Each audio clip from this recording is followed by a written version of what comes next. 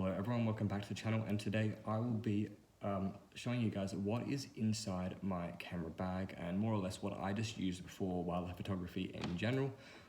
Before I do get into the video, 76% of you guys are not subscribed, so if you're not, can you just scroll down, hit the subscribe button. It helps me, it's completely free and doesn't cost you anything. Alright, so let's get into the video.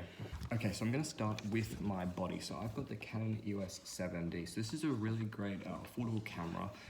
It is about $300 US, sorry not US, AUD used. Not sure about what the price is if you bought it new, but I bought mine used, and it's a lot cheaper if you want to spend good money on lenses instead. However, it is 10 years or nearly 10 years old, so it is lacking the modern technology that new cameras do use, and a lot of new cameras are definitely, their specs and stuff are better than this camera just because of the old technology. Back in the day, this was an awesome, awesome camera to use. I definitely wouldn't recommend it for new photographers just because it is, like I said, very old. I would definitely recommend a newer camera to them.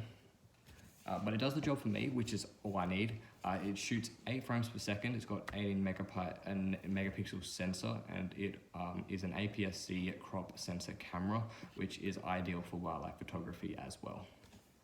I also have a battery pack on the bottom of mine, and this allows me to have 2 batteries in at once when I'm shooting, and this gives me longer time if I'm out in the field trying to get some shots. I don't want the batteries to die on me, so it's better to have a longer battery life.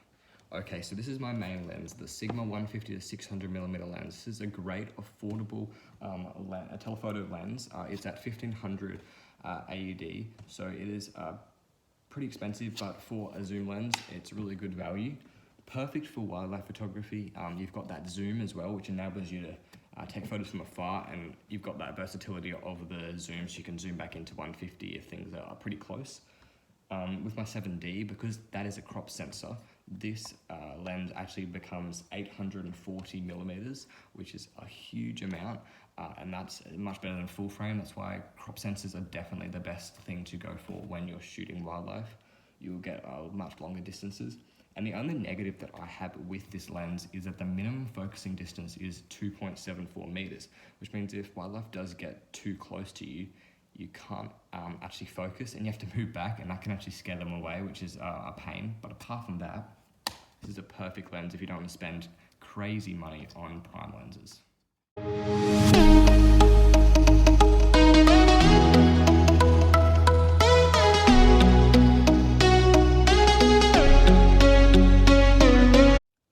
This here is the Sigma 100 to 400mm lens. This was my original telephoto zoom lens when I started, and it is an amazing lens. I do not use it anymore though. My dad has used this one with a 7D as well, but this would have been at 560mm on the crop sensor, and it is a great little lens that is as sharp as the 600mm.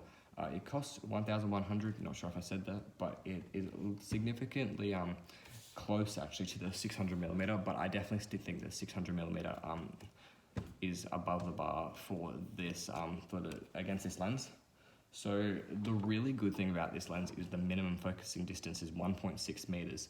So compared to 2.7 on the other one, wildlife can get really close to you, and you can get close to them, as long as you're not scaring them off, of course, with this lens, and you don't have to worry about it not being able to focus. You can always just focus, and it will.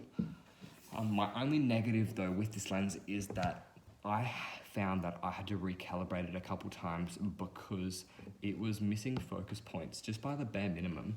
But like when I went on the computer and stuff in the end and I looked, the focus was more on the branch than, you know, like the bird, or it was more on the chest and the eye, and that actually does affect it because you don't want the eye out of focus when shooting wildlife. I'll show you some photos with this lens right now, and hopefully you will see the differences between them. And personally, I've actually taken my favorite photo on this shot, on this lens. But guys, let me know in the comments what one was your favorite shot out of the 600mm lenses and 600mm lens photos and the 400mm lens photos.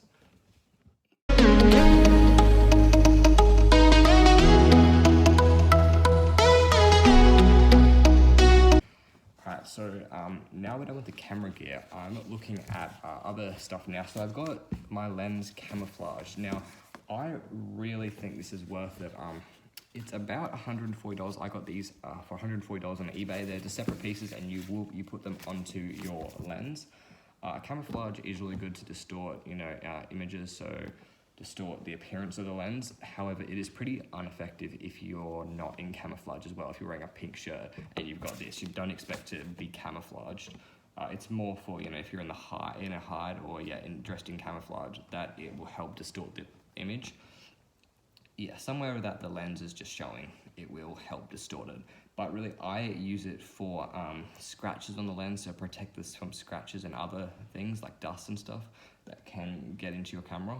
Alrighty, so here is my tripod. It is a Manfrotto tripod. It's not the greatest at all. It's $170, very cheap, and I've had it for about 3 years now, and I definitely need to upgrade it. I just haven't had the chance to yet. So apparently it only holds 200 millimeter lens. I do hold my 600 millimeter on it, and it does it fine.